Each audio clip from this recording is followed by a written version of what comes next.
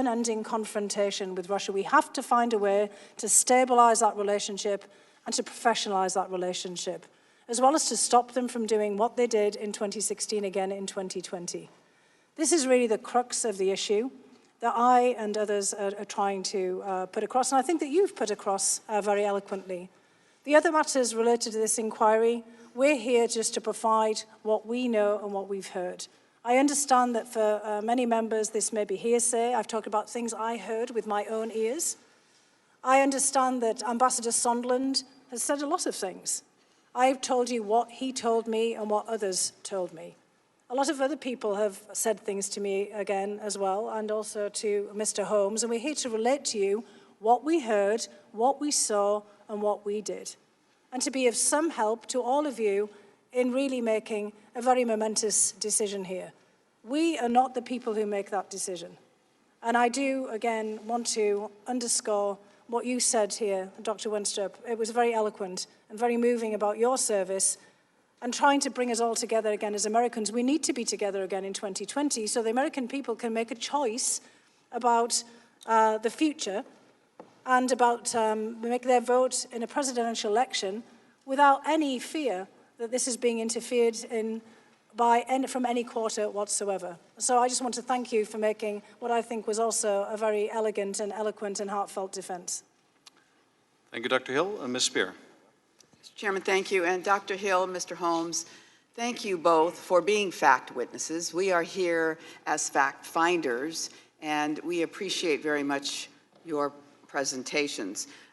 Dr. Hill, I want to verify this story. I understand that when you were 11 years old, there was a schoolboy who set your pigtails on fire, and you were taking a test. You turned around and with your hands snuffed out the fire and then proceeded to finish your test. Is that a true story? It is a true story. I was a bit surprised to see that pop up today. It's one of the stories I occasionally tell because it had some very unfortunate consequences. Afterwards, my mother gave me a bowl haircut.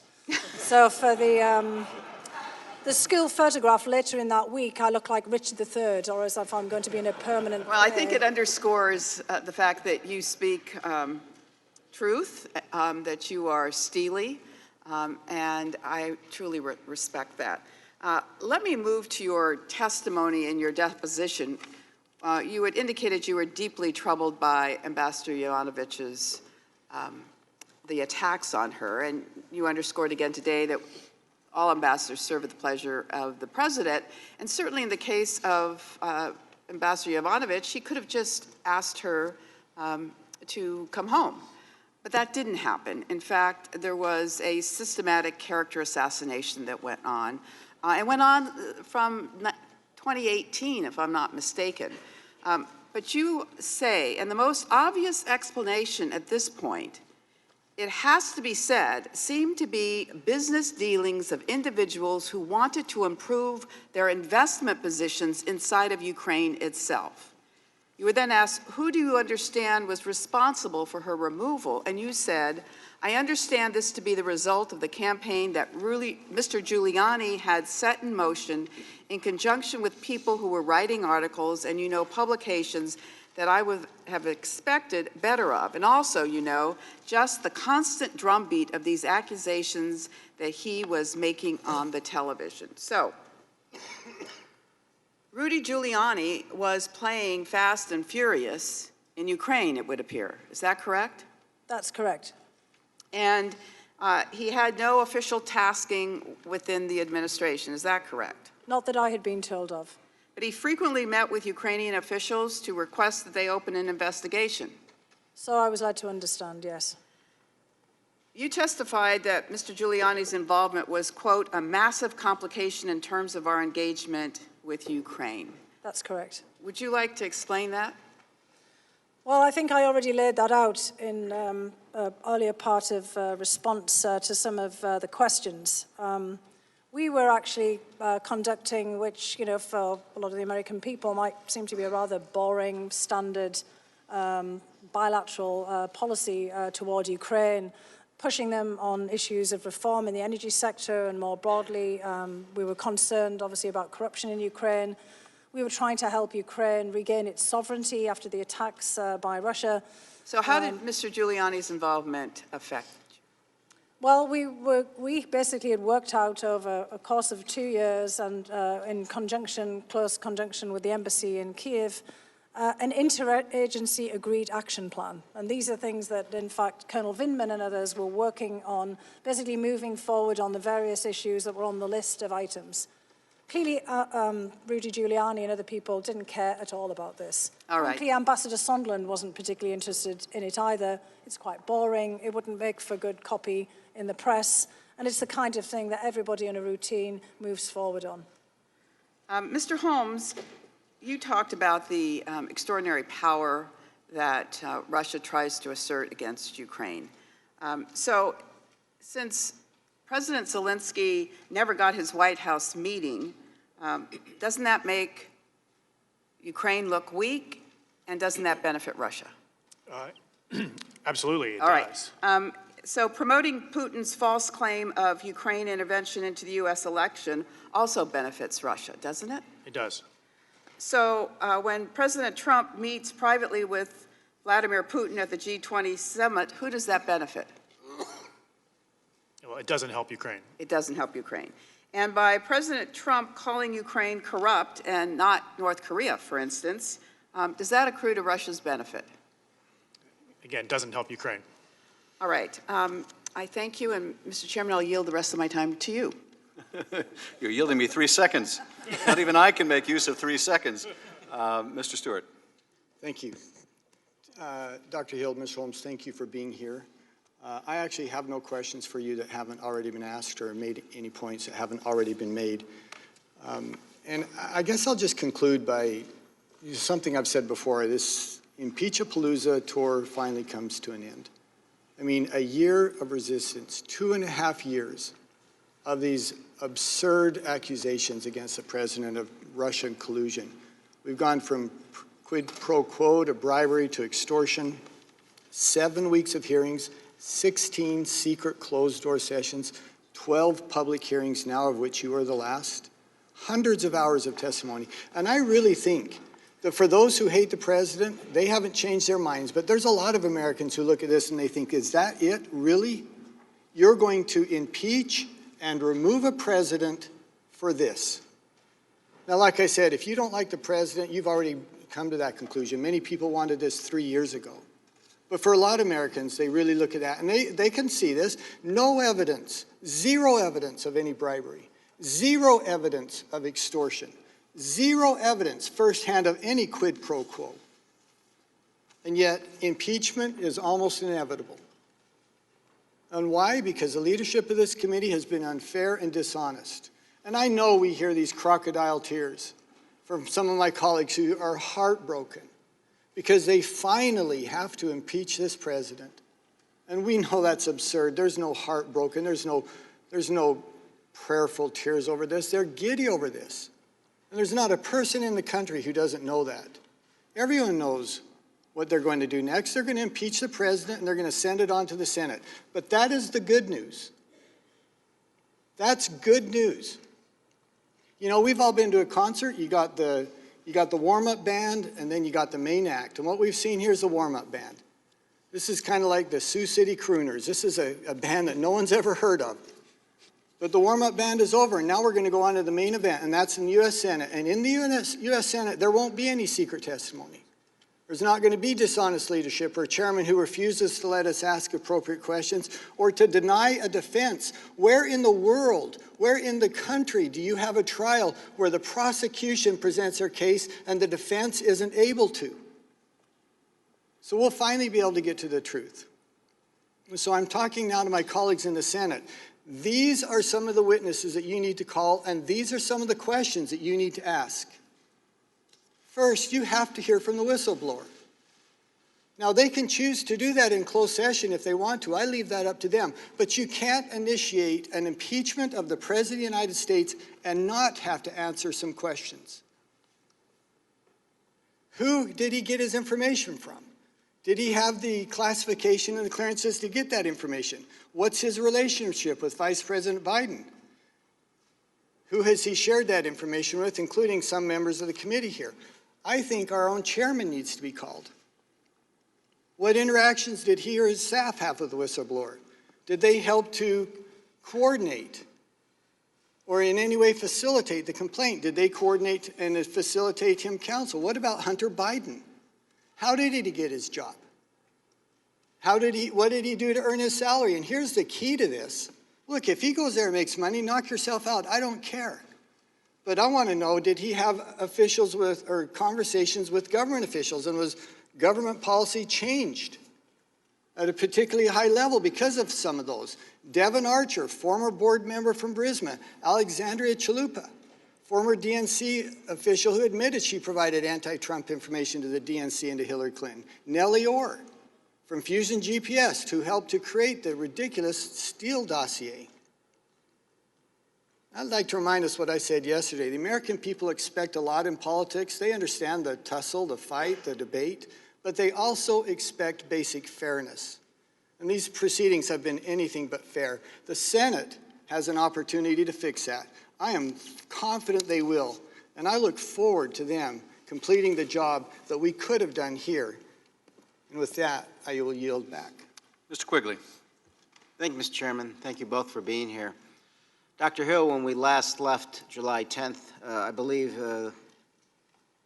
Ambassador Bolton said to you, you go and tell Dr. Eisenberg that I am not part of whatever drug deal Sondland and Mulvaney are cooking up on this, and you go tell him what you heard and what I've said. That's correct, is that right? That's correct, sir, yes. And John Eisenberg, he's the chief lawyer for the National Security Council, correct? He is, yes. And you went to see him. I did go to see him. And correct. what did you say to him that day? I basically gave him the same summary that I've given to you on the 10th of July. Of what took place? Of what took place, correct. Including some of the details that I shared with you as well, the sequencing and what transpired as I was walking in. Now, did you have one or two meetings with him about that?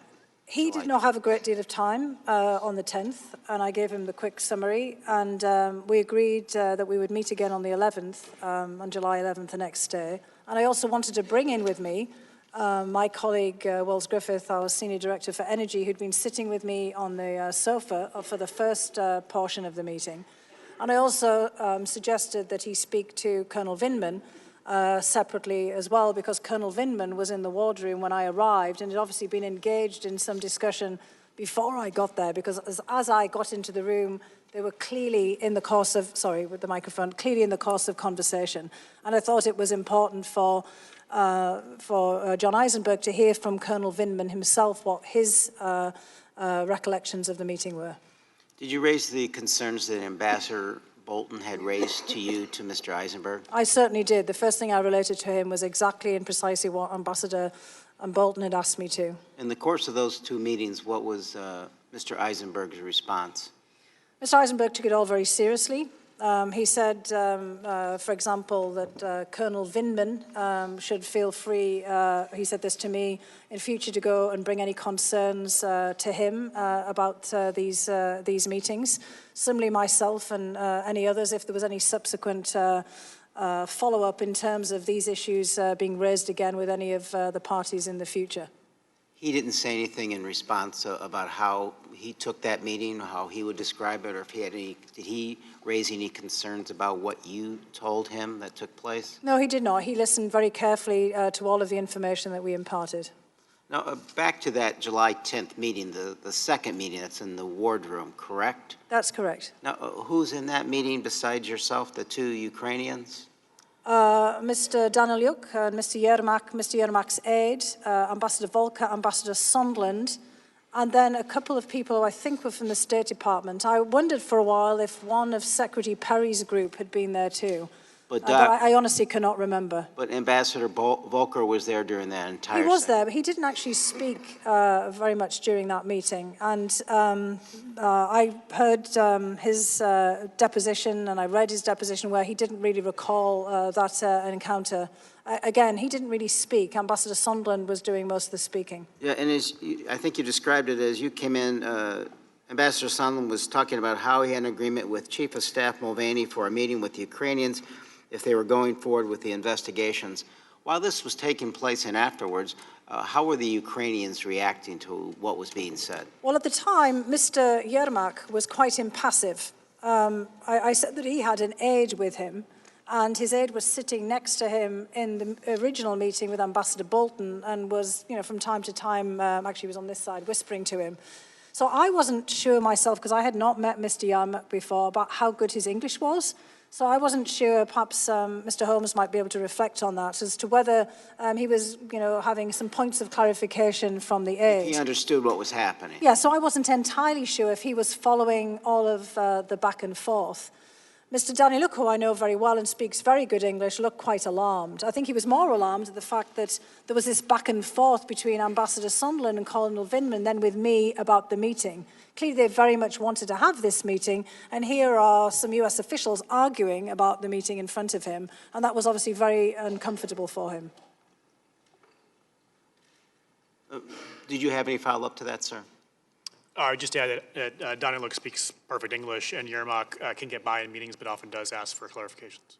Given the time, I would yield back. Ms. Stefanik. Before I turn to our witnesses, I just wanted to say to my Democratic colleagues, not a single Republican member of this committee has said that Russia did not meddle in the 2016 elections.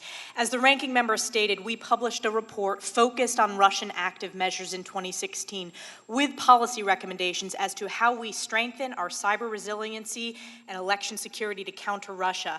I myself have worked with members of this very committee on this issue, but also on the House Armed Services Committee. So to have our Democratic colleagues say these untruthful statements just reeks of political desperation in their continued obsession to manipulate mainstream media coverage. But the good news is the American people understand that this has been a partisan process from the start. The Democratic coordination with the whistleblower, the incessant and astounding leaks, the unprecedented closed-door process, closed to the majority of members, closed to the press, closed to the people, starting this inquiry without taking a vote. And then when finally forced to take a vote, the vote was with bipartisan opposition. Now, with 4 minutes left, I'm going to turn to our two witnesses. Thank you both for your service. Thank you, Dr. Hill, for your comments on the personal attacks. I wanted to ask you each fact-based questions. Dr. Hill, you testified that you handed over your duties on the NSC to Tim Morrison on July 15th and that you physically left the White House on July 19th, correct? That is correct, yes. So that means that by the time there was the July 25th call with President Trump and President Zelensky, you were no longer on the NSC, correct? Actually, I was still technically on the payroll of the NSC until the end of August 30th of 2019. But I was not physically in the building, and I'd handed over my duties to Mr. Morrison. And you were not on the call? I was not on the call. That is absolutely correct. And it's also correct that you did not participate in the preparation of talking points or the specific coordination of setting up the call? Not for that call, but let me just say for the record that there had been a long anticipation that eventually there would be a call. So there was a call package that was prepared in advance. I just cannot say how much of that call package that had perhaps been prepared since, for example, the inauguration of President Zelensky was then used as the basic material for that call. So I did take part in the preparation of that standard call package, but I did not take part in any preparation for the specific call on July 25th. And the first time you actually read the transcript of the call was when it was released to the public? That's correct. Mr. Holmes, I wanted to turn to you. Good to see you again. Thank you for mentioning the bipartisan delegation that I led on behalf of the House Armed Services Committee with my friend, Representative Anthony Brown from Maryland. We did have an exceptionally informative visit where we highlighted the bipartisan congressional support for Ukraine, in particular the importance of countering Russian aggression. And we discussed in the briefings at the embassy the importance of defensive lethal aid in the form of javelins, which, as you both, I think you stated today, is, quote, an important strategic deterrent to Russia. And I just want to highlight on the record, I know this has been asked, the javelins were provided by the Trump administration and not the Obama administration, correct? That's correct. And I would just say, I think we discussed the importance of all our security assistance to Ukraine, not just the javelins. Absolutely, all of our security assistance, which I strongly support. Again, thank you for being a host on that. Dr. Hill, turning back to you, there's been discussion about the process of scheduling the meeting between President Zelensky and President Trump. And you testified that there was hesitancy to schedule this meeting until after the Ukrainian parliamentary elections. Is that correct? That is correct, yes. And that's because there was speculation in all analytical circles, both in Ukraine and outside the Ukraine, that Zelensky might not be able to get the majority that he needed to form a cabinet, correct? That is correct. And you also testified that another aspect of the NSC's hesitancy to schedule this meeting was based on broader concerns related to Zelensky's ability to implement anti-corruption reforms.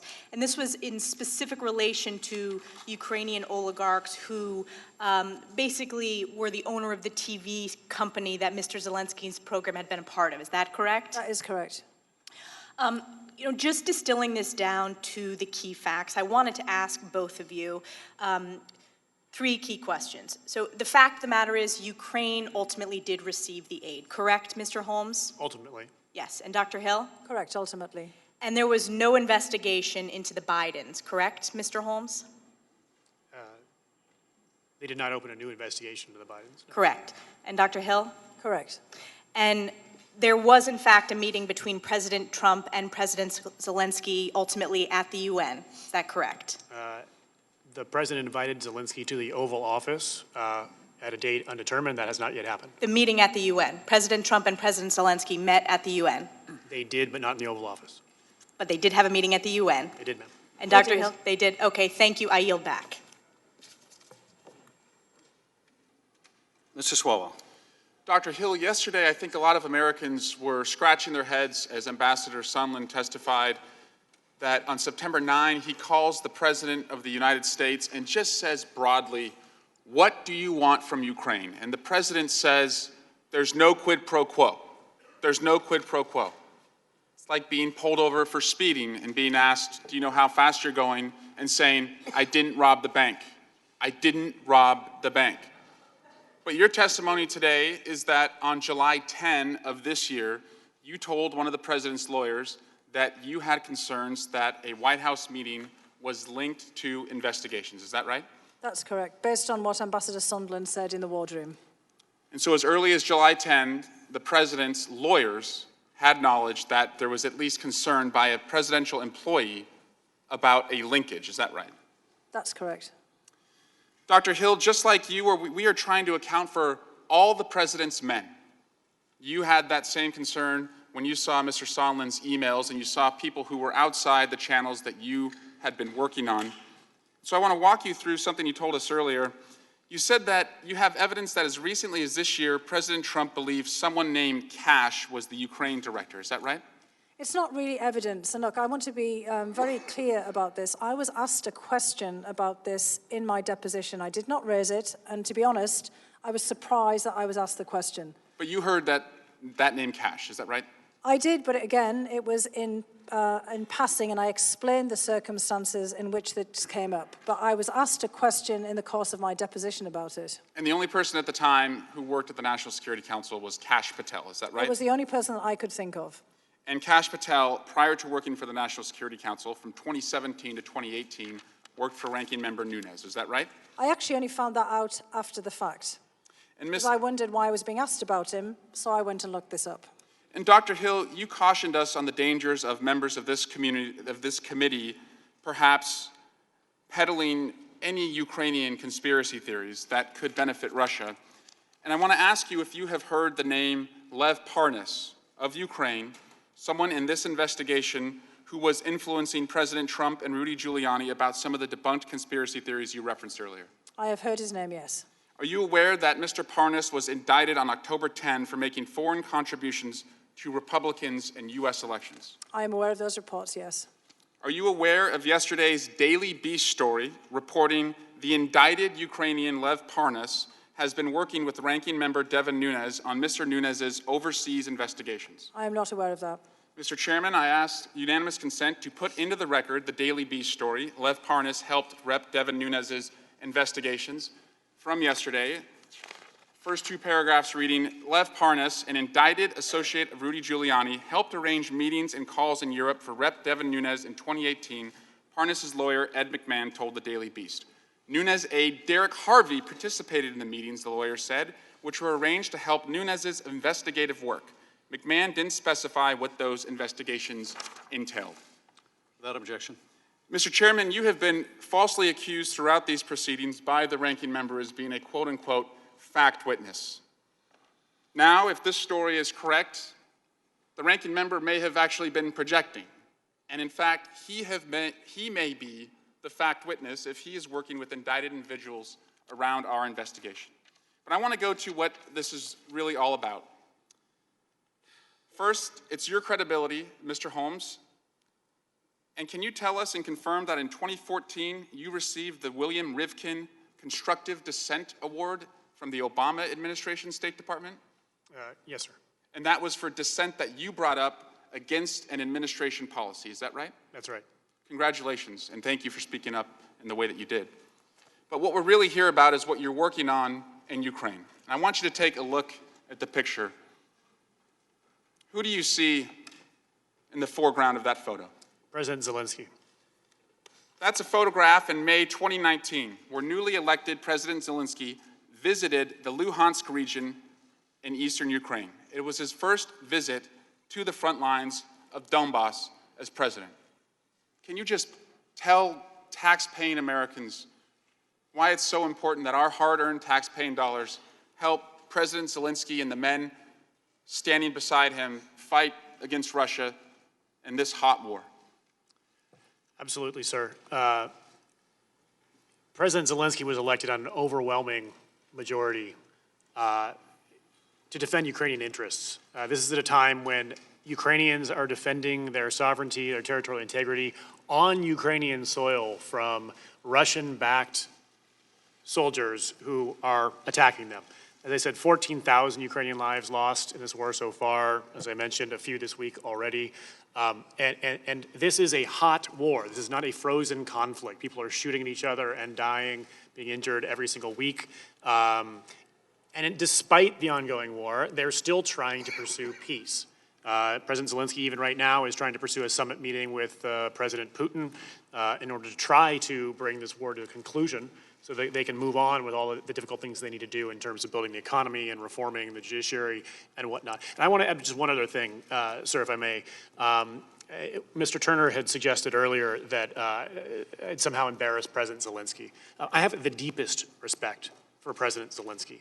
This is a guy of Jewish background from a post-Soviet industrial suburb in southern Ukraine who made himself one of the most popular entertainers in the country and somehow got elected president, and he's not going to miss that opportunity. This is a Ukrainian patriot.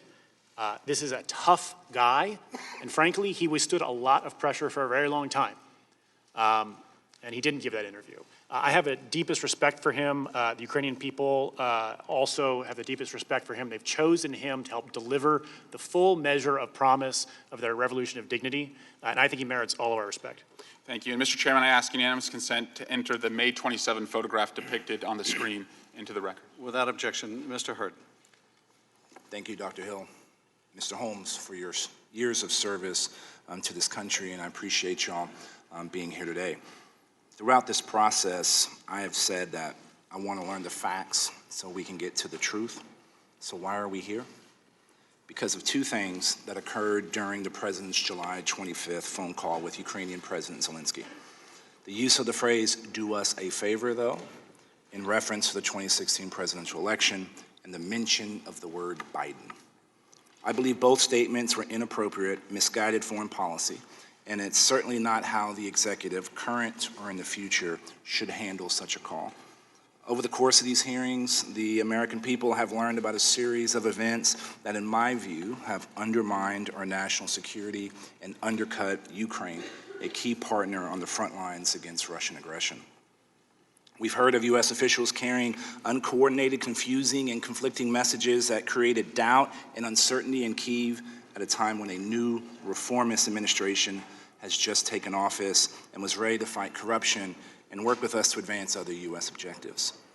I disagree with this sort of bungling foreign policy. But through these hearings, many of my colleagues have unwittingly undermined the Ukrainian government by suggesting that it is subservient to the United States, and without the United States, they wouldn't be able to function. The Ukrainians, as you stated, Mr. Holmes, is in a hot war with Russia, and they are holding their own. We could benefit from the experience of the Ukrainians, not the other way around. While I thought the Intelligence Committee would actually be engaged in oversight of the intelligence and national security communities, unfortunately, we are not. We're here talking about one of the most serious constitutional duties we have as members of Congress, the impeachment and removal of the President of the United States. Over the past weeks, we've learned a few things. The officials on the July 25th call have many different opinions on whether the call was concerning or not, and just because Vice President Biden is running for president does not mean that corruption related to Burisma, Ukraine's largest natural gas company, and Americans' ties to it are not concerning. But there's also a lot we do not know. We have not heard from Rudy Giuliani. We haven't heard from Hunter Biden. I'd like to know more about both of their activities, why they talk to whom and to whom.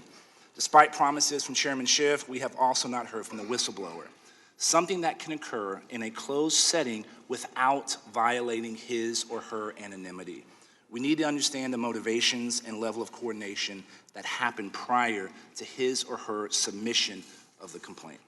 Over the past few weeks, and even today, it's been reiterated. In 2017, the Trump administration made the decision to provide lethal defensive aid to Ukraine after the Obama administration refused to do so. Ukraine is receiving all the security assistance as directed by Congress. President Zelensky has undertaken significant anti-corruption efforts, including eliminating the parliamentary immunity from prosecution. And, again, Mr. Holmes, you mentioned this today, under President Zelensky's leadership, we have finally seen some progress this fall towards ending the Russian occupation of eastern Ukraine. So where does this leave us? An impeachable offense should be compelling, overwhelmingly clear, and unambiguous, and it's not something to be rushed or taken lightly. I've not heard evidence proving the president committed bribery or extortion. I also reject the notion that holding this view means supporting all the foreign policy choices we have been hearing about over these last few weeks. To paraphrase Tim Morrison's testimony this week, every day the national conversation on Ukraine is focused on impeachment, not the conflict in the Donbass, not the illegal occupation of Crimea, not the need for reforms in Ukraine's government economy. It's a day where we are not focused on our shared national security interests with Kyiv. I hope that we won't let this very partisan process keep us from agreeing on how a free and prosperous Ukraine is important to the security of the Ukrainian people, the United States of America, and the rest of the world. Mr. Chairman, before I yield back my time, I'd like to make a statement for the record that has this committee been given proper notice as required by House Rule 11, Clause 2G3, that a business meeting was to follow last night's hearing, and had Mr. Conaway's point of order been appropriately recognized, I would have voted no on the committee's first motion to table during last night's impromptu meeting, and I yield back the balance of my time. Mr. Castro. Thank you, Chairman. Thank you, both of you, for your testimony today. I first want to say, because I think it shouldn't go unmentioned, that the characterization just a few minutes ago by one of my Republican colleagues of this proceeding, I think, was vile, irresponsible, and dangerous. And I want to remind us why we're here. Because somebody in government, a whistleblower, felt that it was important enough to get other people in government's attention that the president may have committed a wrong act. We have now heard and seen substantial evidence that the president, in fact, tried to trade a political favor for official government resources. The most damning words come from no one else but the president himself on that phone call with the Ukrainian president, where he asked for a favor, he mentions investigations, he mentions the Bidens and Burisma. However, as Mr. Holmes has testified, Mr. Holmes also overheard the president speaking to his hand-picked ambassador, Ambassador Sondland, about investigations. Mr. Holmes has also said that in the office, everybody knew, or many people knew at least, that there was the president wanted an investigation of the Bidens. In addition, although Mick Mulvaney and Rudy Giuliani have not come before this committee, Mick Mulvaney and Rudy Giuliani have spoken publicly on the issue of investigations.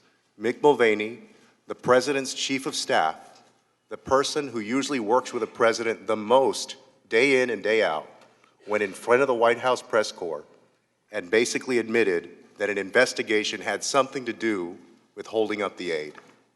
and admitted that this process was politicized. Rudy Giuliani, the president's personal lawyer, also essentially admitted that these investigations were at issue.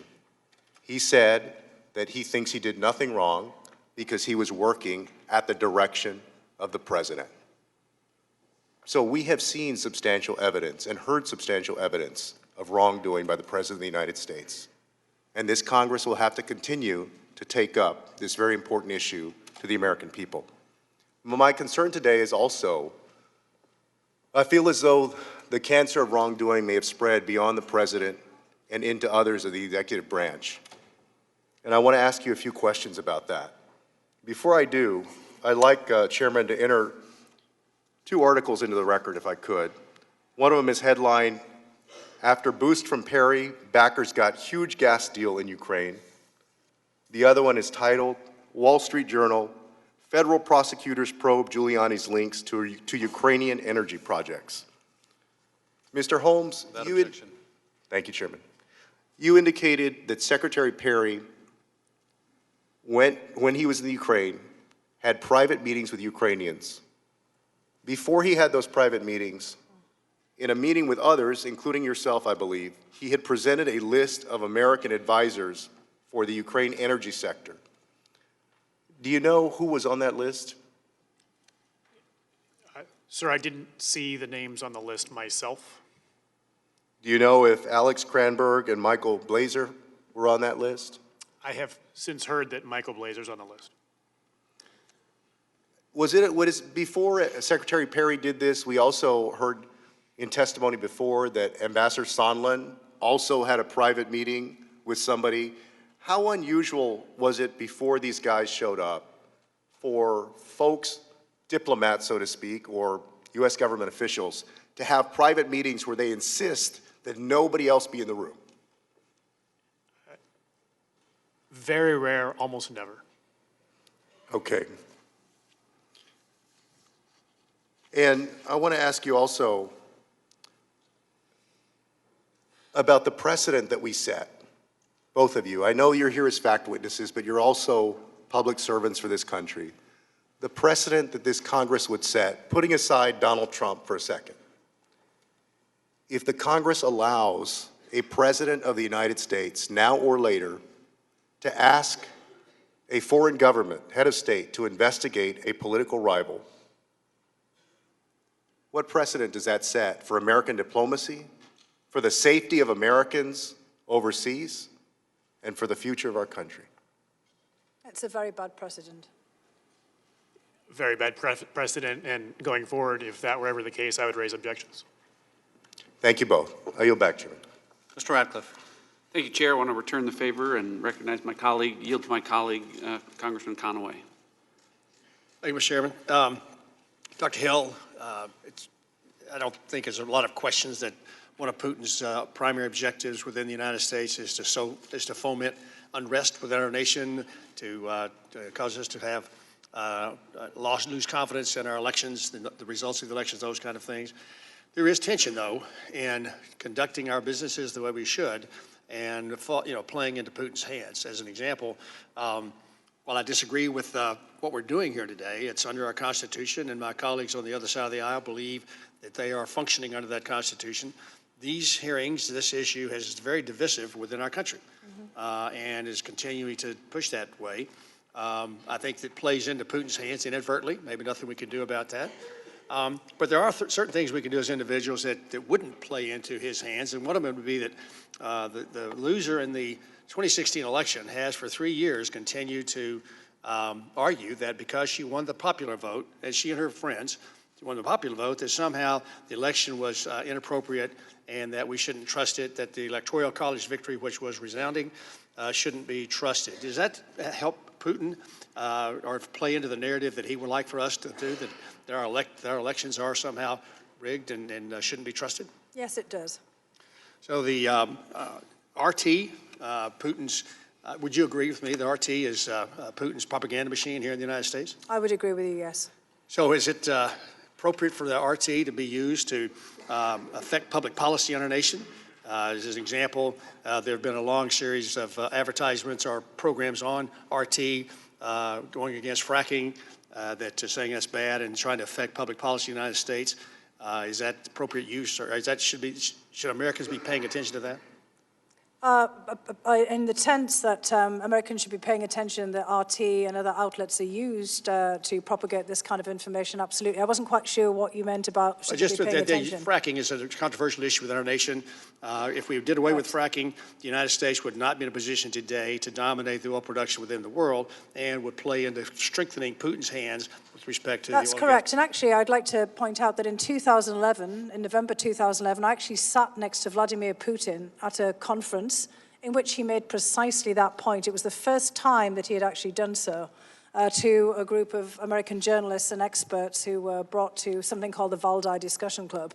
So he started in 2011 making it very clear that he saw American fracking as a great threat to Russian interests. We were all struck by how much he stressed this issue, and it's since 2011 and since that particular juncture that Putin has made a big deal of this. So the extent that Americans pay attention to RT and are misguided by whatever propaganda he's going, it's not in our nation's best interest. Mr. Holmes, in your role, you're privileged to an awful lot of stuff, official things and things that are best kept between you and the official folks that you deal with. Is there an expectation among the principles that you represent that you will exercise some discretion in what you share with others about what goes on? Yes, sir. In your testimony, in your deposition, you made well, first off, we had a hard time pinning down the number of people that you've actually had this conversation with about the conversation that you overheard. Now, our ambassador had no expectation of privacy. He's blustering around doing what he's done, but we couldn't figure out how many people you actually shared that information with. And I would argue that the information is unflattering to the president, unflattering to the ambassador, and that your discretion is at odds here. I mean, your testimony, your deposition said you shared that with folks who you thought would find it interesting.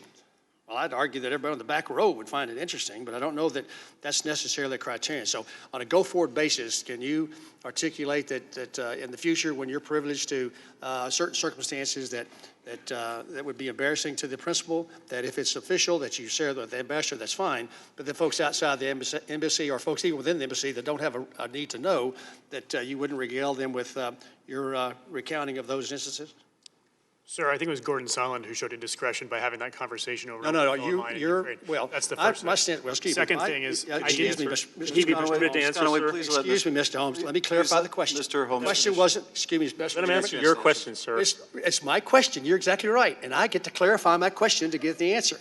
And I'm hopeful I get in a few more seconds because of the interruption from the chairman. His patience is growing thin. I was working hard not to irritate him again, but I failed again.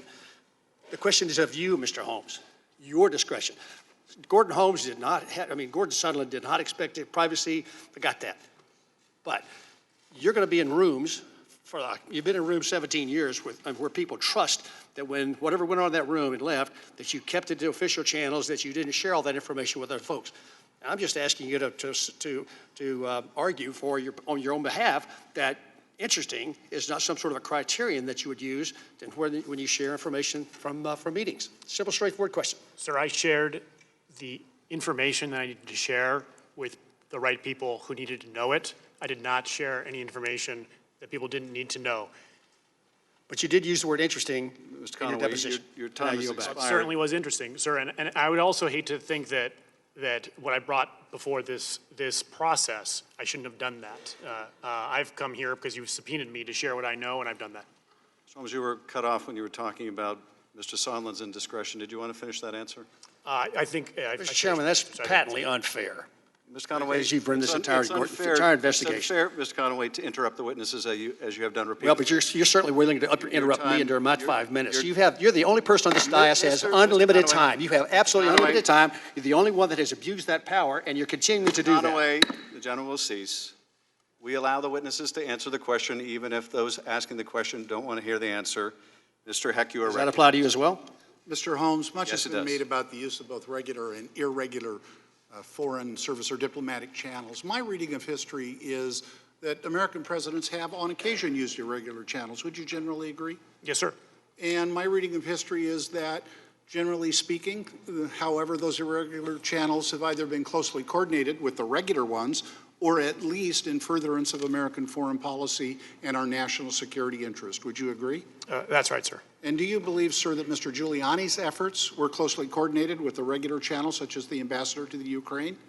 No, they weren't. And were they in furtherance of the American foreign policy as you understood it? No, sir. Mr. Holmes, if left unchecked, do you think that Russia would either by means of force or other malign means subjugate Ukraine, attempt to render it a client state, if not occupy it? Absolutely, sir. It's been said that without Ukraine, Russia's just a country, but with it, it's an empire. You know, I feel like I've been treated to a Gatling gun fire of myth propagation over the last couple of weeks, and it reminds me of that old expression about the big lie. If you tell it often enough and keep repeating it, that people will come to believe it. And I think we've been subjected to some of that. Here's a sample. The president didn't solicit campaign assistance from Ukraine in a clear violation of federal law. Yes, he did. The president didn't withhold vital military assistance in furtherance of his objective to obtain that campaign assistance. Yes, he did. Rudy Giuliani was acting just on his own, kind of as a rogue. No, he wasn't. That all this is business as usual. This happens all the time and stems from a principled interest. No, it isn't, and no, it wasn't. And that it's okay to attack patriotic diplomats in public service if they stand in your way and have the courage to speak up. And no, it isn't. Those are just some of the big lies, but here's the big truth. The president did it. He did it. We all just came from the floor, and it's a majestic chamber, and in the front of the chamber, there are only two portraits. On the left, looking forward, is my favorite president, George Washington, and on the right is the Marquis de Lafayette, who came to this country to help us stand up our fledgling democracy. So here's another big truth. Without his help, we probably never would have gotten off the ground. And that assistance from many other countries who are helping us to create something that had never been created before. It was an audacious idea, this notion of a democracy, of self-governance, of freedoms such as speech and press and religion and expression and assembly, and most of all, that it would be rooted in the premise of the rule of law. Not monarchs, not military strongmen, but the rule of law. Others helped us to get here, and we wouldn't be here without them. And I frankly feel like we're almost in a little bit of a pay it forward moment. So when the president did it, he put at risk the security of Ukraine, a strategic ally and a nascent democracy with their masses yearning to breathe free, who 6 years ago this day, when their government said we're not going to sign that memorandum of agreement with the European Union, rose up and took to the streets because they wanted, frankly, what we have. And when the president did it, he put our own national security at risk. But what he did, most importantly, was put at risk that idea that makes us exceptional. Because I do believe America is truly exceptional. We are a country rooted in something that nobody has ever tried before, rule of law. He put that at risk when he did what he did. The president did it. And the only question that remains is, what will we do? I yield back, Mr. Chairman. Mr. Jordan. Thank you, Mr. Chairman. Dr. Hill, during your deposition, I asked you, was Christopher Steele's dossier a rabbit hole. Do you remember the answer you gave to that Yes, question? I thought it was a rabbit hole. Yeah, and you also said a couple pages later in the deposition, or in the transcript that I have here of your deposition, that you thought he got played. Is that fair? That is fair, yes. I was struck by a number of things you said in your statement, a number of things I thought were right on the target, and one was on page 7. You said this: President Putin and the Russian security services weaponize our own political opposition research. And that is exactly what happened in 2016. Exactly what happened. You called it, you knew it, you saw it. The DNC hired Perkins Coie, who hired Fusion GPS, who hired Christopher Steele, who talked to Russians, who gave him a bunch of dirt, bunch of National Enquirer garbage that he compiled in a dossier, and our FBI used it. They used it as part of their investigation that they opened in July of 2016, where they spied on 2 American citizens associated with the presidential campaign. My guess is that's probably never happened in American history, and exactly what Dr. Hill talked about is what happened in 2016. Exactly what she talked about. And for 10 months, Jim Comey and his team did an investigation. And after 10 months, they had nothing, because we deposed Mr. Comey. And he told us, after 10 months, we didn't have a thing. But that didn't matter. That didn't matter. We got the Mueller investigation. $32 million, 19 lawyers, 40 FBI agents, 500 search warrants, 2,800 subpoenas. And they came back this spring, and what'd they tell us? No collusion, no conspiracy, no coordination. But the guys on the other side don't care. They don't care. They're doing what Dr. Hill said a number of important things in her opening statement. They're doing exactly what Dr. Hill talked about. The impact of a successful 2016 Russian campaign remains evident today. Our nation is being torn apart. Torn apart. I've never seen it this divided. And it is not healthy. It is not healthy for our culture, our country, not healthy for our nation, but that's what these guys are doing. No conspiracy, no coordination, no collusion, but they don't care. Now this whole impeachment thing, as the witness said yesterday, without an announcement from Zelensky about an investigation, they weren't going to get a call with the president, they weren't going to get a meeting with the president, they weren't going to get aid from the United States. But guess what? Ukraine, they got the call, they got the meeting, and they got the money, and there was never an announcement of any type of investigation. But they don't care. They're going to move forward. There's going to be some kind of report. They're going to send I assume, something to the Judiciary Committee, and the process is going to go forward, and there'll be a trial in the Senate, all based on some anonymous whistleblower who came forward with no firsthand knowledge, who's biased against the president, who worked with Joe Biden. Now all this. This is, Dr. Hill's right. She said it. We got to stop this. But they're not going to. And they're doing it all 11 and a half months before the next election. And I think maybe the most telling thing is what the Speaker of the House said Sunday. Speaker of the House said Sunday. This is scary. Speaker of the House said Sunday. National Sunday morning TV show. She said the president is an imposter. The guy that 63 million people voted for, who won an electoral college landslide, the Speaker of the House of Representatives called the President of the United States an imposter. Sad. It is sad what the country's going through. I wish it would stop, but unfortunately I don't think it is. Mr. Chairman, I yield back.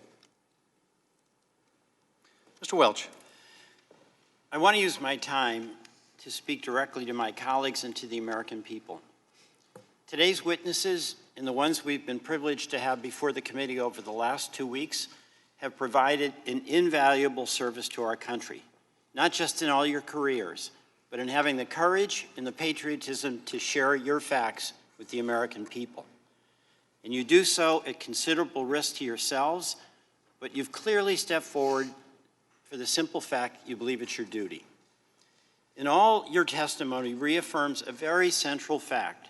President Trump conditioned our foreign policy and national security on getting a valuable political benefit from Ukraine.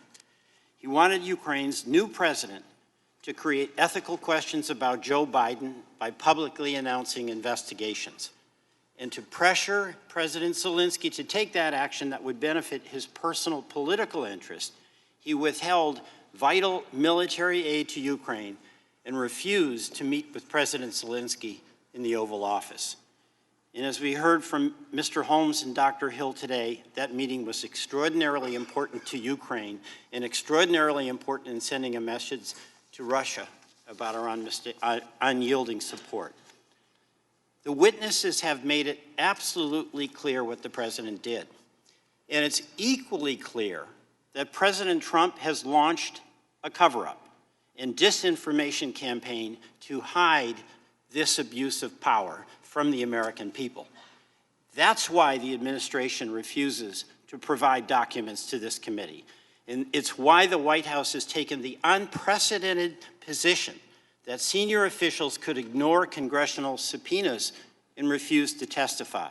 That's why Acting Chief of Staff Mulvaney, Secretary of State Pompeo, and others have not testified. Now the President and even some members of this committee are pretending this is normal. It is not. It must never be. No other president has betrayed his office like this by putting his own small political interest above our national interest and our national security. You know, I asked some of our witnesses what would happen in any American city or town if the mayor stopped funding the police department until the chief of police launched an investigation into the mayor's political rival, or a governor or a member of Congress did that. And the answer was clear. It would be wrong, it would be illegal, and it wouldn't be tolerated. It would violate the most basic trust we have in public officials. If it happened with a military commander, a court-martial would follow. If it happened with a corporation, a CEO would be fired. We all know this kind of conduct is wrong, but the president continues to say it isn't. He says it's perfect, and he'd do it again tomorrow. The same rules apply to mayors, governors, members of Congress, CEOs, and everyone else in America. They apply to the president too. Whether you're a Republican or a Democrat, you like MSNBC or Fox, I think every American believes in one of our nation's founding principles: no person is above the law, not even the president. On July 24th, Director Mueller testified about Russian state-sponsored systematic interference in our 2016 election. He expressed apprehension this could become the new normal. The day after, on July 25th, President Trump spoke to President Zelensky and asked a favor. That favor was that Ukraine interfere in our 2020 election. If we allow this to stand, to become the new normal, it will be the standard for all future presidents. In good conscience, none of us can do that. This conduct corrupts our democracy. It corrupts how our country conducts foreign policy. It threatens our national security and the security of all Americans. And it is, in my view, a clear betrayal of the President's oath of office. I yield back. Mr. Maloney. Mr. Chairman, two quick housekeeping matters. Ask unanimous consent to enter into the record an ABC News story. This one's for my friend, Mr. Stewart, entitled 70% of Americans say Trump's actions tied to Ukraine were wrong, dated November 18th, 2019. Without objection. Also ask unanimous consent to enter into the record a New Yorker story entitled The Invention of the Conspiracy Theory on Biden and Ukraine, How a Conservative Dark Money Group that targeted Hillary Clinton in 2016 spread the discredited story that may lead to Donald Trump's impeachment. Jane Mayer, October 4th, 2019. Without objection. Good afternoon. Thank you for being here. Dr. Hill, first of all, I thought that was some epic mansplaining that you were forced to endure by my colleague, Mr. Turner, and I want you to know some of us think it was inappropriate. But I appreciate your forbearance. Let me ask something. I'm fascinated by this meeting, two meetings really, on July 10th. You have the meeting in Mr. Bolton's office. Sondland says this thing about investigations. Bolton ends the meeting. Photo. There's a follow-on meeting in the wardroom. And you get there a little late, and Vindman is talking to Sondland, and they're already going at it about Sondland's desire to assert that the meeting's going to happen if there's these investigations. That, in sum and substance, what's going on? That's it, right, yes. And what I want to understand is this isn't a policy disagreement, right?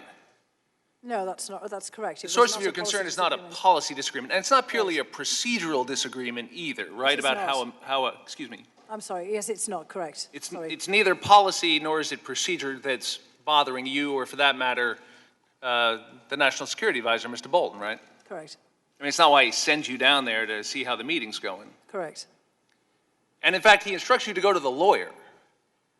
Ever been instructed to go report something to the NSC lawyer before?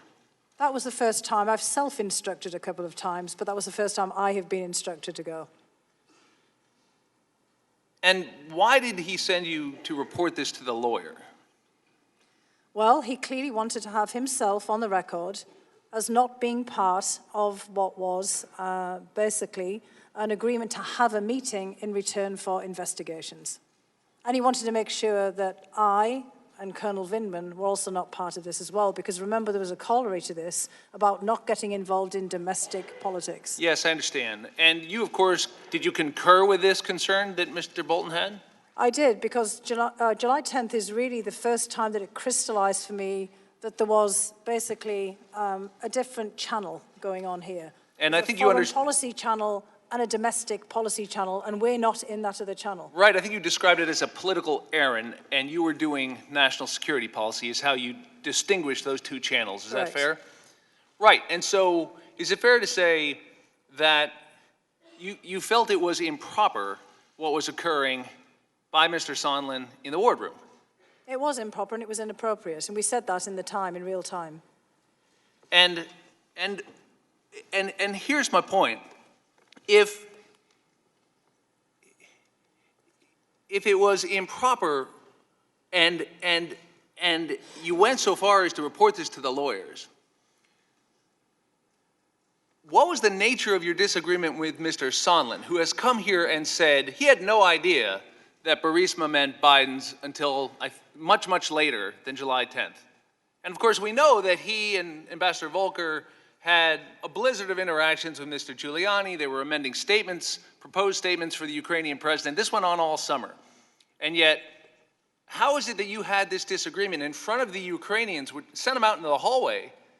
At some point, did he ask, I'm just talking about an investigation of corruption generally. What are you getting so worried about?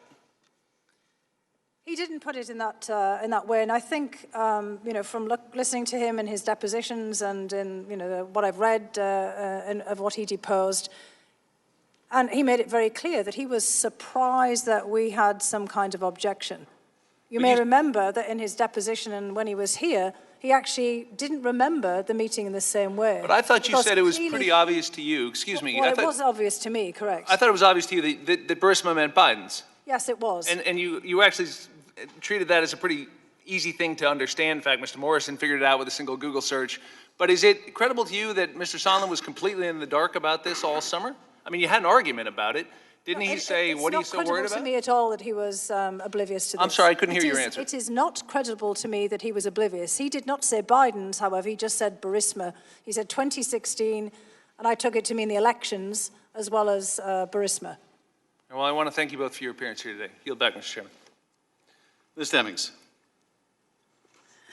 Thank you so much, Dr. Hill and Mr. Holmes, for your service. I have no doubt after today that we're a better nation because of it.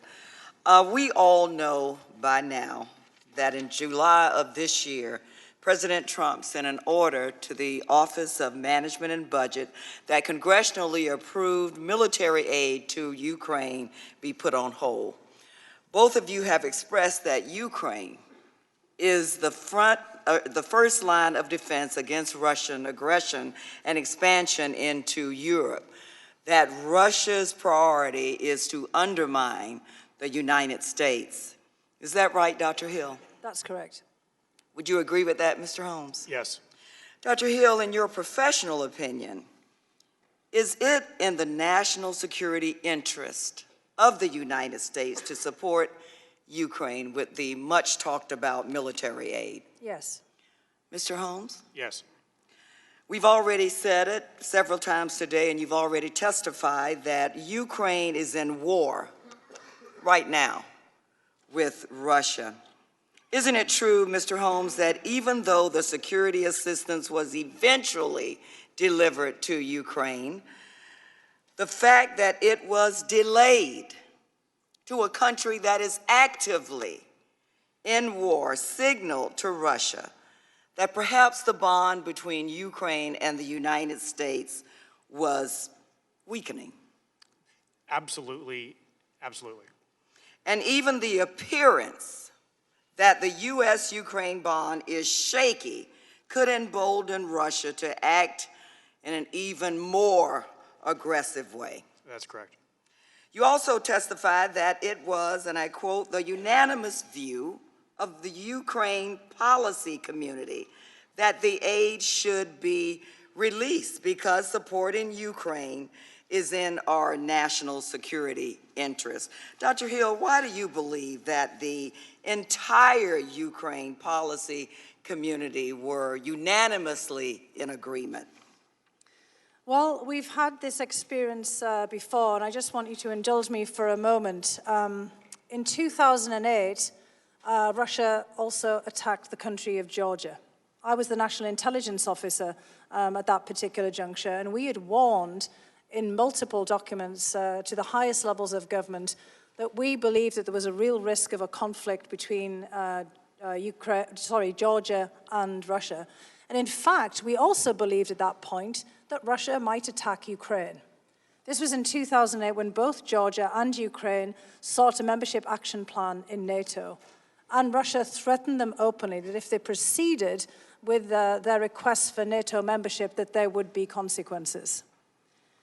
In the wake of the attack on Georgia, President Putin made it clear to the president of Georgia, Mikhail Saakashvili at the time, and this was related to me at the highest levels of the Georgian government, that Putin had said directly to Saakashvili, your Western allies, your Western partners promised a great deal.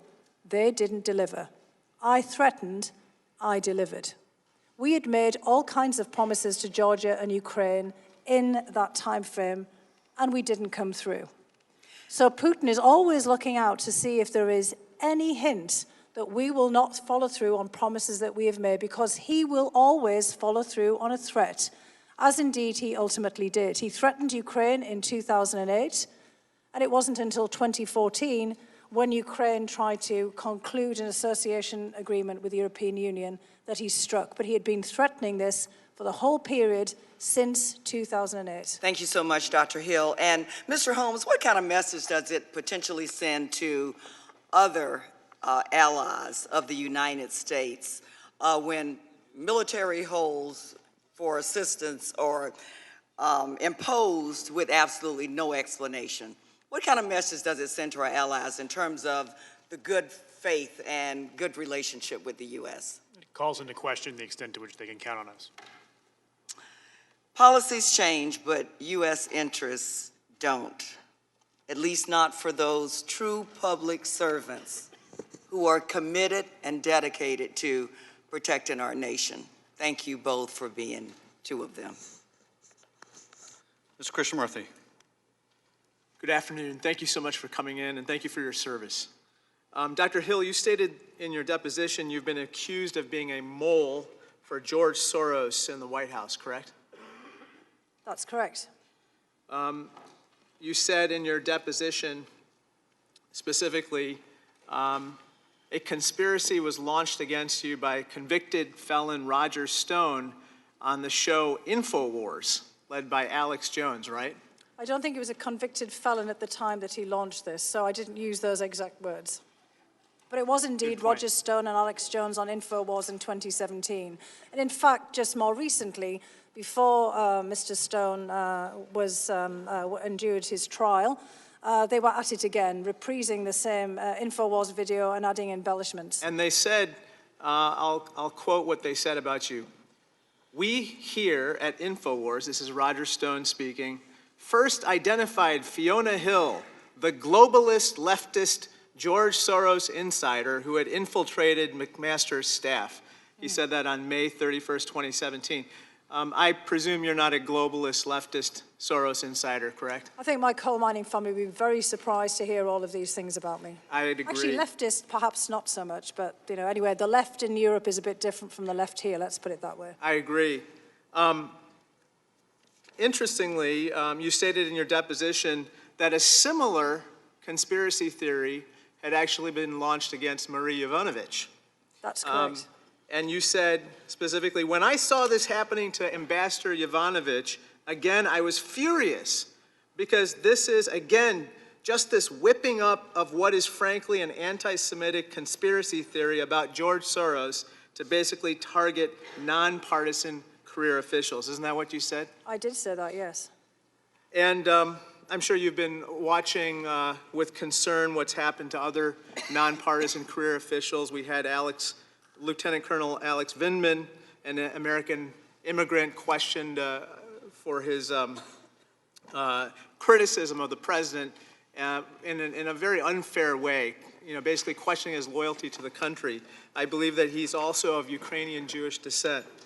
Would you say that these different theories, these conspiracy theories that have been targeting you, spun in part by folks like Mr. Stone, as well as fueled by Rudy Giuliani and others, basically have a tinge of anti-Semitism to them at least? Well, certainly when they involve George Soros, they do. I'd just like to point out that in the early 1900s, the Tsarist secret police produced something called the Protocols of the Elders of Zion, which actually you can still obtain on the internet, and you can buy it actually sometimes in bookshops in Russia and elsewhere. This is the longest running anti-Semitic trope that we have in history. And the trope against Mr. Soros, George Soros, was also created for political purposes. And this is the new Protocols of the Elders of Zion. I'd actually intended to write something about this before I was actually invited to come into the administration because it's an absolute outrage. I'm sorry you've been kind of wrapped up in these crackpot conspiracy theories. Let me turn to Rudy Giuliani.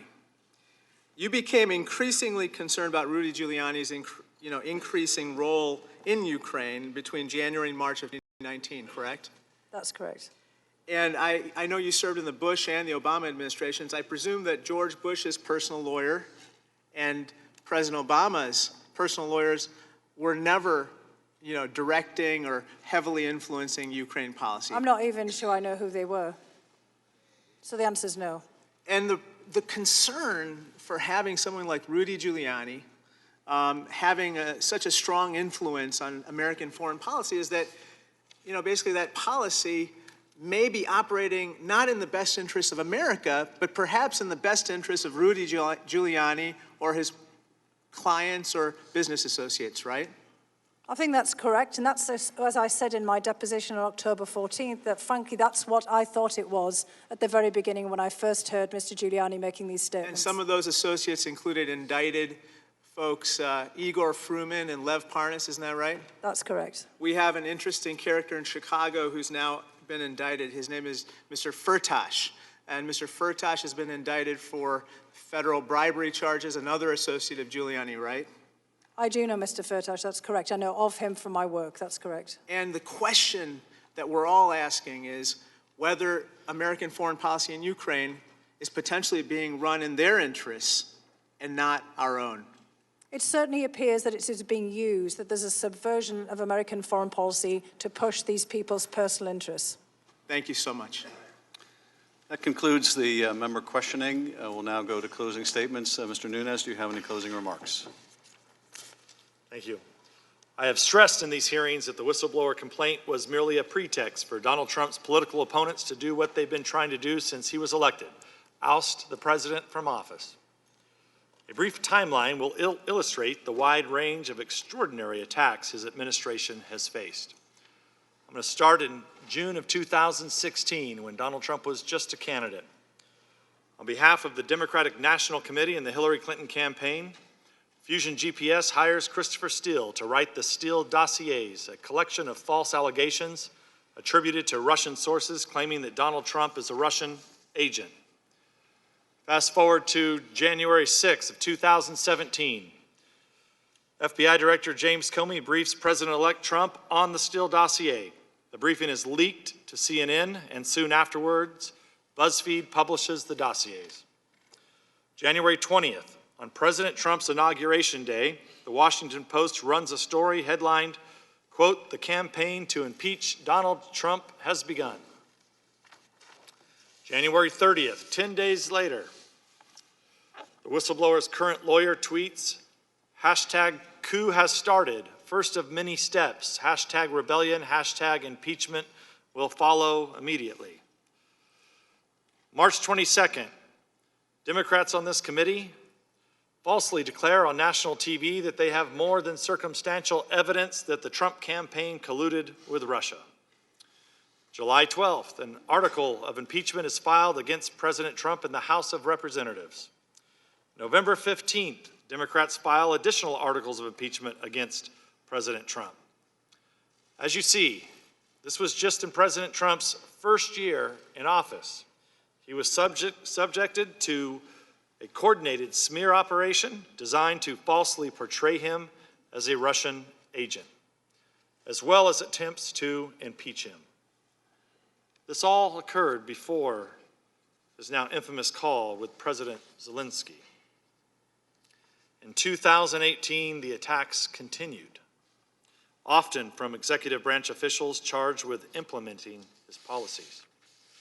On February 2nd, 2018, Intelligence Committee Republicans release a memo revealing that the FBI used fabrications of the Steele dossier to get a warrant to spy on a Trump campaign associate.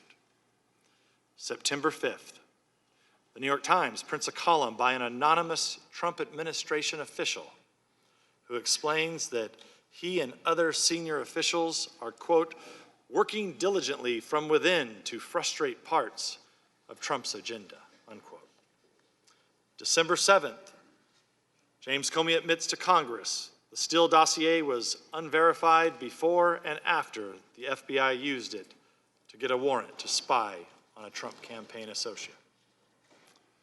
The Russia hoax continued to be the main focus of attacks going into 2019, but when that entire operation collapsed, a new impeachment pretext had to be found. May 4th, 2019, on national television, a Democratic congressman proclaims, quote, "I'm concerned that if we don't impeach this president, he will get reelected," unquote. July 24th of this year, Special Counsel Robert Mueller testifies to Congress about his report, which debunked the conspiracy theory that the Trump campaign associates conspired with Russia to hack the 2016 elections.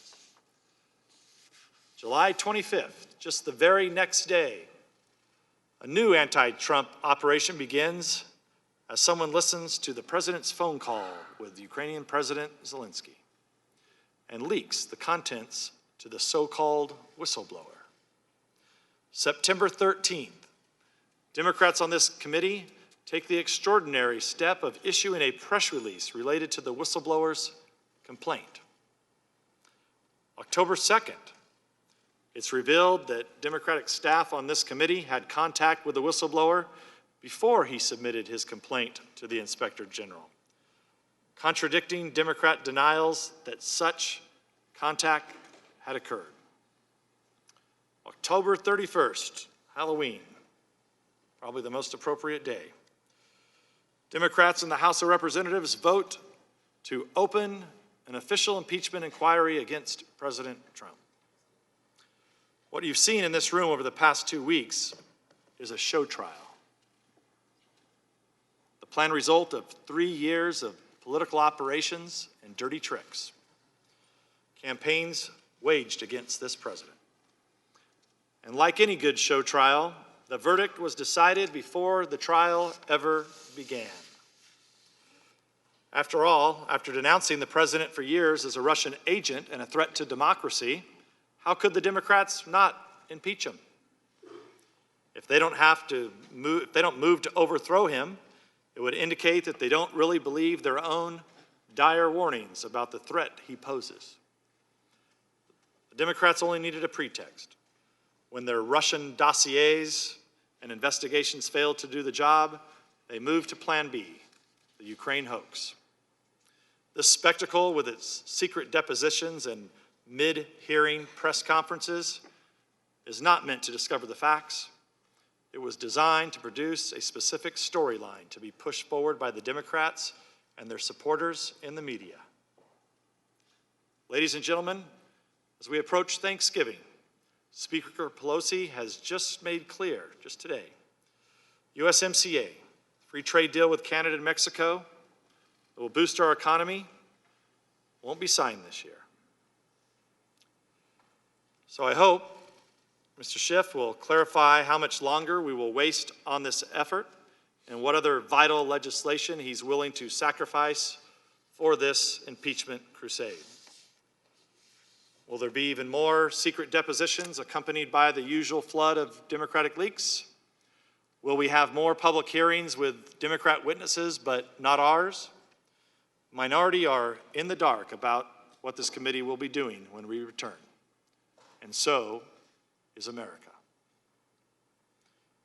James Madison warned us about the danger posed by the tyranny of the majority.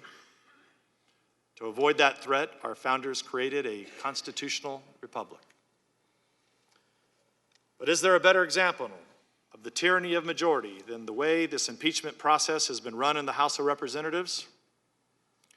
A process that is grossly unfair can only stem from a cynical majority that is willing to break long-established precedents, trample on legitimate minority concerns, and impose their absolute will on this body through sheer force of numbers. Exploiting the Intelligence Committee as a venue for impeachment has been one of the grossest abuses in a process filled with cynical manipulations, large and small. But this farce will soon move to the Judiciary Committee, where impeachment rightfully belongs. I wish my Republican colleagues well in fighting this travesty and defending the idea, which at one time received bipartisan support not long ago. But the American people's vote actually means something. Yield back. I thank the gentleman. First of all, I want to thank you both for your testimony. I want to thank you for your long years of service to the country. You're not Democratic witnesses or Republican witnesses. You're nonpartisan witnesses, and you have stuck to the facts, and that is as it should be. First, I want to make a couple observations about the hearing today. And Dr. Hill, you were criticized several times by my colleagues for your opening statement. I'm glad you didn't back down from it. You're much more diplomatic than I am, I have to say. Anyone watching these proceedings, anyone reading the deposition transcripts would have the same impression that you evidently had from hearing my colleagues talk about the Russia hoax, that the whole idea that Russia had gotten involved in the 2016 election was a hoax put out by the Democrats. And of course, they're not alone in pushing out this idea. It is trumpeted by no one other than the President of the United States, who almost on a daily basis at times would comment and tweet and propagate the idea that Russia's interference in our election was a hoax. And of course, we all remember that debacle in Helsinki when the president stood next to Vladimir Putin and questioned his own intelligence agencies. I wish I had heard just some of the righteous indignation we heard in the committee today when the president questioned that fundamental conclusion of our intelligence agencies. But of course, they were silent when the president said that. They'll show indignation today, but they will cower when they hear the president questioning the very conclusions that our intelligence community has reached. But we saw something interesting also today. My colleagues sought to use you, Dr. Hill, to besmirch the character of Colonel Vindman. And I thought this was very interesting. It certainly wasn't unexpected, but it was very interesting for this reason. They didn't really question anything Colonel Vindman said. After all, what Colonel Vindman said is what you said. He was in that July 10th meeting. He heard the same quid pro quo, the same comments by Sondland. If you want this meeting, Ukrainians, and we have an agreement about this, you gotta announce you're gonna do these investigations. They heard the same quid pro quo that you did. So why are they smearing him? Mr. Holmes, you testified just as Vindman said, Colonel Vindman said, that he warned Zelensky about getting involved in U.S. politics. They don't question that. They didn't take issue with that. So why smear this Purple Heart recipient? Just like the smear of Ambassador Yovanovitch, it's just gratuitous. They don't question the facts. It's just gratuitous. The attack on you, Mr. Holmes, that you were indiscreet in mentioning this conversation to others. Well, I think you're quite right. The indiscretion is when an ambassador to the EU calls the president on an insecure line in a country known for Russian telecommunications and eavesdropping. That's more than indiscretion. That's a security risk. But why attack you, Mr. Holmes? They didn't question anything you said. They didn't question what conversation you overheard. Ambassador Sondland, indeed, didn't question what you said. He acknowledged that the one thing the president wanted to know the day after that conversation with Zelensky was, is he going to do the investigations? And Sondland said, yes, he'll do anything you ask. They don't question that. So why attack you? They didn't question your testimony when you said, and I think you asked, Ambassador Sondland, does Donald Trump give a blank, and I would like to use the word here, about Ukraine? And he said, he doesn't give a blank about Ukraine. He only cares about the big stuff. And you said, well, there's some big stuff here. Ukraine's at war with Russia. That's kind of big stuff. And his answer was, no, no, no, no, no. He cares about the big stuff that matters to him, his personal interests, like the Biden investigation that Giuliani wants. I mean, one question posed by your testimony, Mr. Holmes, is what do we care about? Do we care about the big stuff, like the Constitution, like an oath of office, or do we only care now about party? What do we care about? But let's go beyond your testimony today. Let's look at the bigger picture. What do we know now after these depositions, these secret depositions? Now, people watching at home might not know that in these secret depositions, which apparently no one else is allowed to hear, no members are allowed to participate, it's just secret apparently, sounds like it's just me and the witness, only over 100 members of Congress are able to participate in those secret depositions. And the minority was just so unable to participate, they got the same time they got in these open hearings. It was the same format. That was the secret star chamber that you've been hearing so much about. So what have we learned through these depositions and through the testimony? Because so much of this is really undisputed. We learned that a dedicated public servant named Marie Yovanovitch, known for fighting corruption, widely respected throughout the diplomatic corps, was ruthlessly smeared by Rudy Giuliani, by the president's own son, by their friends on Fox Primetime, and a whole host of other characters. Her reputation was sullied so they could get her out of the way, which they did. And you're right, it was gratuitous. The president could have gotten rid of her anytime he wanted, but that's not enough for this president. No, he has to smear and destroy those that get in his way. And someone fighting corruption in Ukraine was getting in his way. So she's gone. She's gone. And this makes way almost immediately thereafter. She leaves, the three amigos come in. The three amigos, two of whom never made the connection that Burisma means Biden. It took Tim Morrison all of 30 seconds on Google to figure that out. But we're to believe, I guess, that in all the companies in all the world, that Rudy Giuliani just happens to be interested in this one? That's absurd. The interest, of course, was in an investigation of Donald Trump's rival, the one that he apparently feared the most. And they were willing to do whatever was necessary to get Ukraine to do that dirty work, to do that political investigation.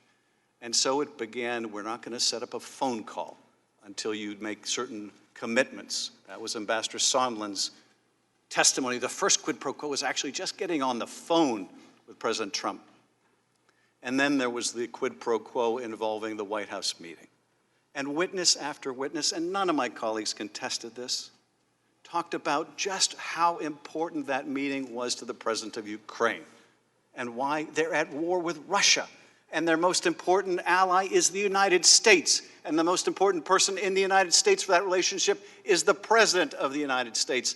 And if President Zelensky can show that he has a good relationship with the president of the United States, it means to his people that this new president has the support of their most important patron, and it means to the Russians that we have their back. This president, this new president who is negotiating with a far superior power that has invaded his country, is going into negotiation with Putin over how to resolve this conflict. Whether he has good leverage or lousy leverage depends on whether the Russians think he has a relationship with the president. And the president wouldn't give him that, not without getting something in return, wouldn't give him that official act, that White House meeting, without getting something in return. And that return was investigations of his rival that would help his reelection. An official act for something of clear value and something very important, the big stuff, as Sondland explained to you, Mr. Holmes, to help his campaign. Now, we also heard abundant testimony about the other quid pro quo, the withholding of security assistance, which no one can explain. There's no debate among my colleagues. Everyone in the NSC, in the State Department, the Defense Department, everyone supported this, everyone. All the reviews that needed to be done to make sure that Ukraine was meeting its anti-corruption standards had been done, and they had found to meet the criteria the aid should have been released, but it was withheld, and no one could understand or get a clear explanation for why, until it became clear to everyone. It's all about the investigations. It's all about the leverage, and if there was any doubt about it, the man closest to the president, who meets with him every day, Mick Mulvaney, erased all doubt. You're darn right. Yes, we talked about the 2016 election investigation. And yes, this was in the context of holding up the military aid, and you know, just get used to it, or just get over it, or whatever it was he said, because that's how we roll. Those are my words, not his. But that's the import. Yeah, there's going to be politics, and just get over it. Well, if we care about the big stuff, we can't just get over it. Now, my colleagues have had a lot of defenses to all of this evidence, which has piled up day after day after day, and it's amazing. They hear you testify, Mr. Holmes, that it was clear that the security assistance was being withheld. It was clear to all of the Americans. It was clear to the Ukrainians. You testified the Ukrainians felt pressure. They still feel pressure to this day. And what did my colleagues say in the same hearing? I mean, I guess they're not listening. The Ukrainians felt no pressure. There's no evidence they felt pressure, which gets into their next defense, which is, it's all hearsay. It's all hearsay. Now, most of my colleagues, I guess, are not lawyers. Lawyers out there understand just how wrong they are about what hearsay is, but let's just discuss this in terms that all people can understand. The impression they would have you take from it's all hearsay is because we in this committee were not in that wardroom with you, Dr. Hill. We were not in that meeting earlier with Dr. Bolton, that because we're not in the room, it's all hearsay. After all, you're relating what you heard and you're saying it, so it must be hearsay, and therefore, we don't really have to think about it, do we? We don't have to consider that you have direct evidence that this meeting in the White House was being withheld because the president wanted these meetings, these investigations. We can't accept that.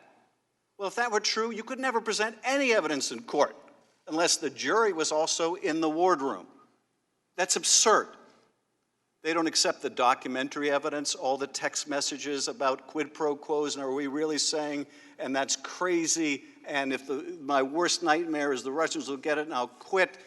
They don't accept the documents, the few documents that we have from the State Department that weren't produced, by the way, by the State Department, where Sondland communicates directly with the Secretary of State about this investigative interest of the president. And they don't accept the documents either. I guess the documents are also hearsay. Now, it might be a little more convincing if they were joining us in demanding that the documents be produced, but of course they're not. And we know why not. Because the documents are like that one we saw on the screen. They implicate others, including Secretary Pompeo. So of course, Donald Trump and Secretary Pompeo don't want us to see those documents. But apparently it's all hearsay. Even when you actually hear the president, Mr. Holmes, that's hearsay. We can't rely on people saying what the president said. Apparently we can only rely on what the president says, and there, we shouldn't even rely on that either. We shouldn't really rely on what the president said in the call record. We should imagine he said something else. We should imagine he said something about actually fighting corruption, instead of what he actually said, which was, I want you to do us a favor, though. I want you to look into this 2016 CrowdStrike conspiracy theory, and I want you to look into the Bidens. I guess we're not even supposed to rely on that because that's hearsay. Well, that's absurd. That would be like saying you can't rely on the testimony of the burglars during Watergate because it's only hearsay. Or you can't consider the fact that they tried to break in because they got caught.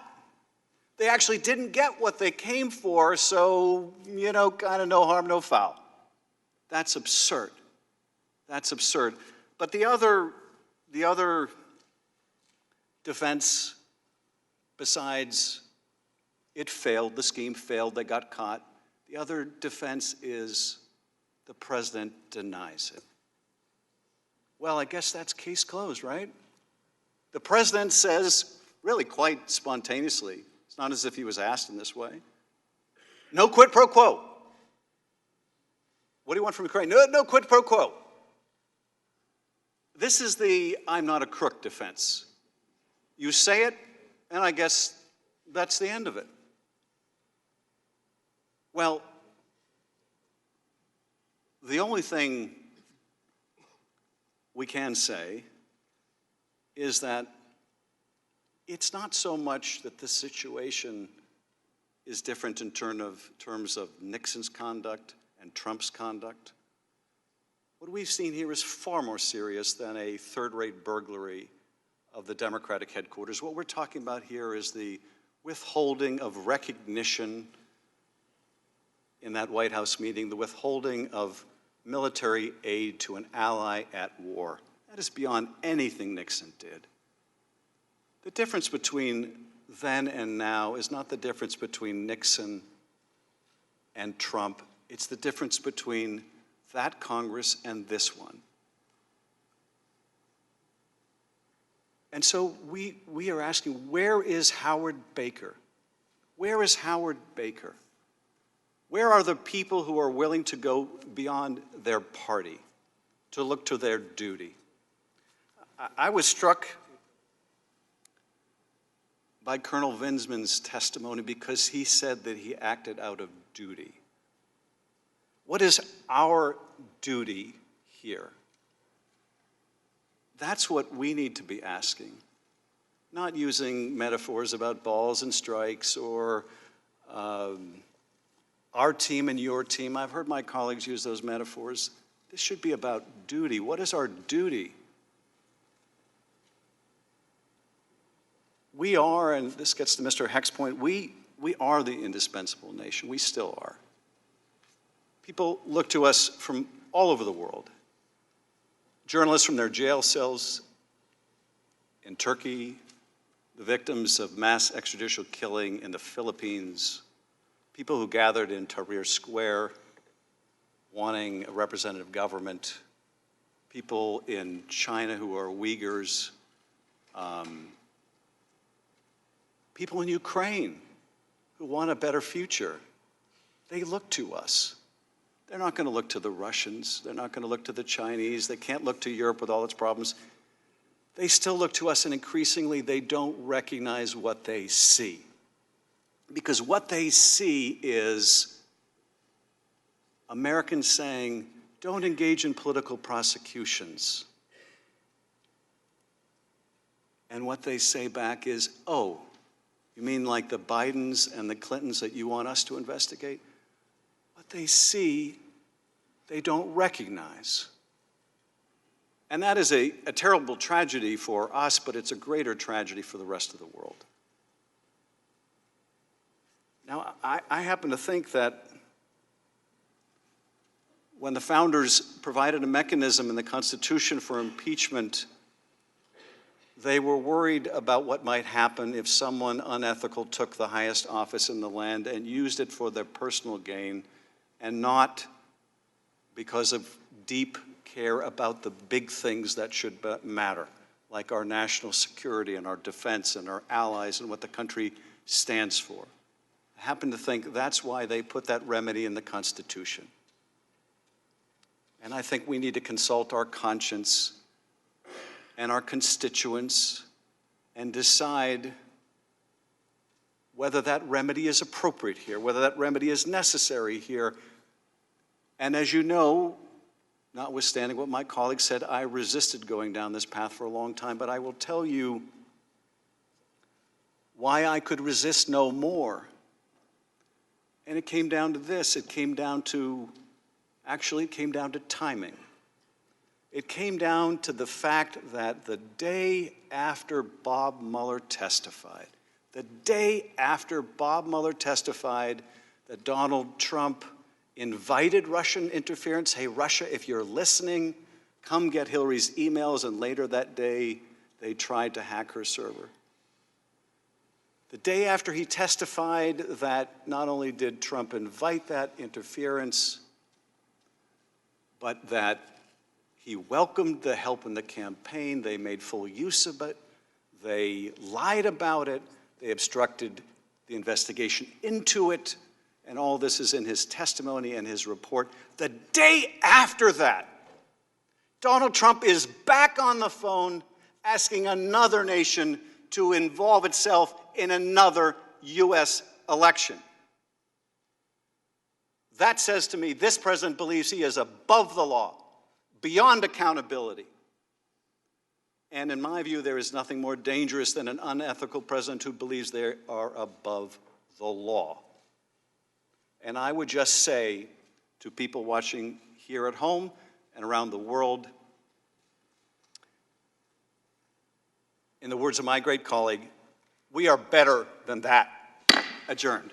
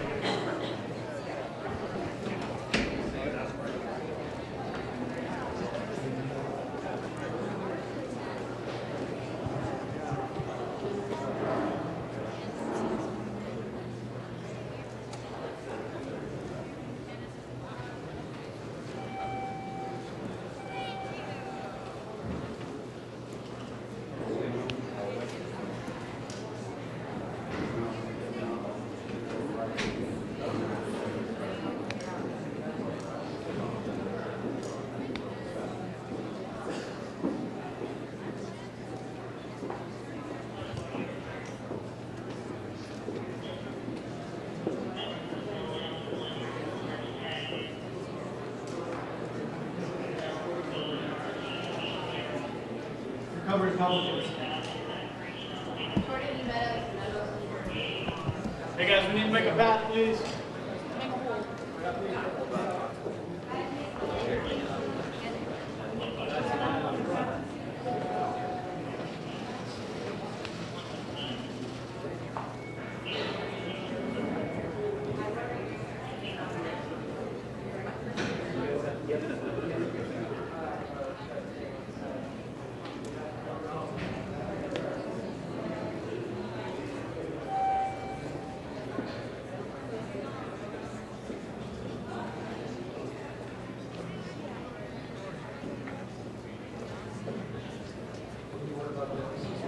Not yet. Here they come. The witnesses, right? Yeah. Both of them?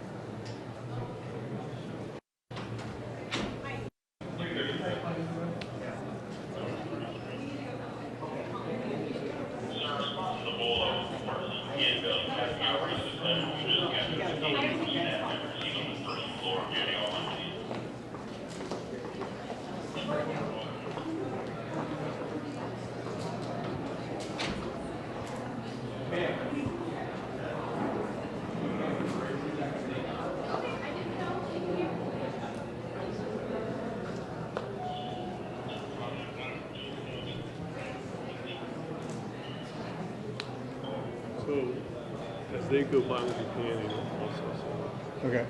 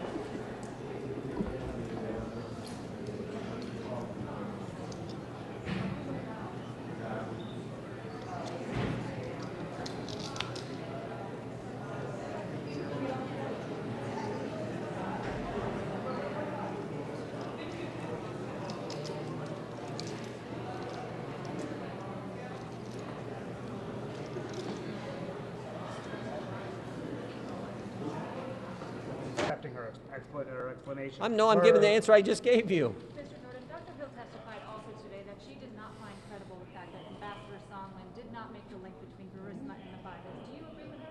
Doesn't change the facts. Whether she's right or he's right doesn't change the facts. There was no quid pro quo. You can't just have, oh, we presume this was the case and it didn't happen.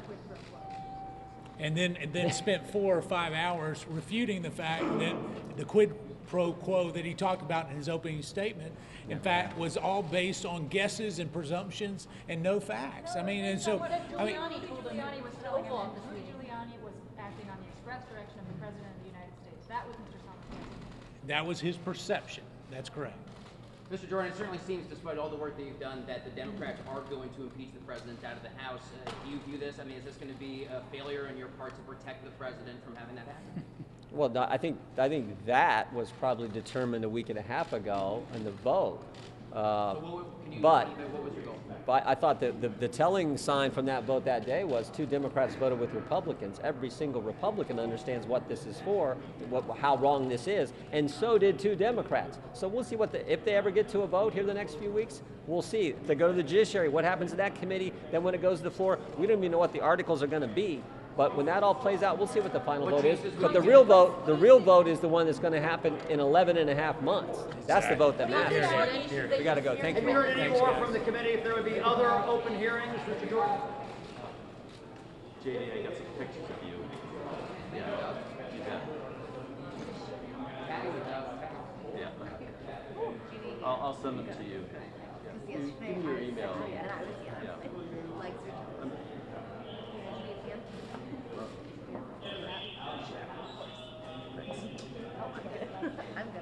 You worked out. Yeah. Oh, yeah. Is shift coming?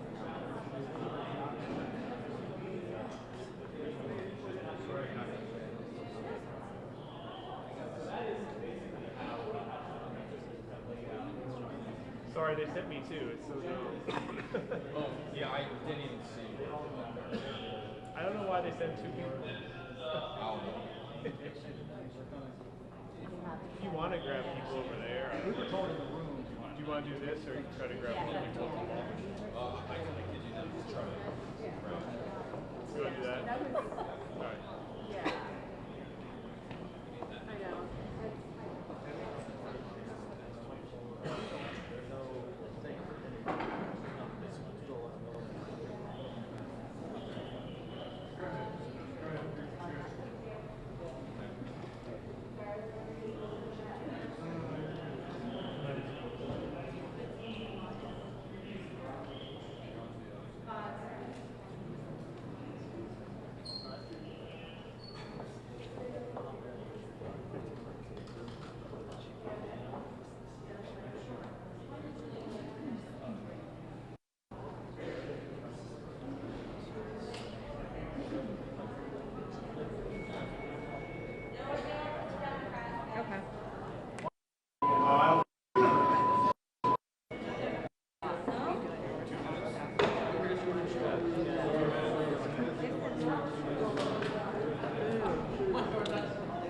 No available guys.